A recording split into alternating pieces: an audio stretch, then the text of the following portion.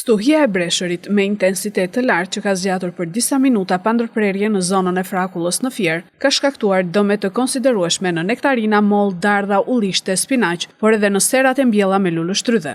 Fermerët e dëmtuar thonë se një breshër i tillë nuk ishte parë në zonë prej 20 vitesh. Ai bresh i dieshëm nuk e shpar realisht pa edhe 20 vite të themi ka mbajtur 20 minuta. O ai pash tash i pemt.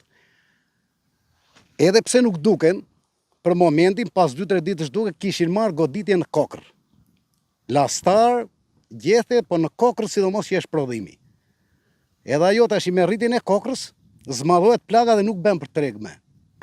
Dje rrethosh 2:15, e shumë da 2:20, ka rënë rreth 7-8 minuta breshër. Breshër ishe shumë i madh në mënyrë në breshët e zakonshëm. Dhe demin që bëri, e bëri gjithnjë në pemtari. Në ullint u shkundi lulen, në nektarinën i la një blan që ajo nuk shitet kur, dhe në versari i kaputi dhe dekat me gjithë gjethe. Unë nuk kam parë asnjëherë breshër në kafare.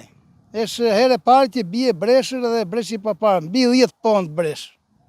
Ka ndenjur rreth 4-5 orë pa shkrirë. Ka bërë deme në sharqit që kanë mbjellë njerëzit tanë. Edhe lule shtrydhja diskutojsh për të bërë dem, po erdhëm, ti themi, erdhëm me shpejtësi që i mbulu me i bem.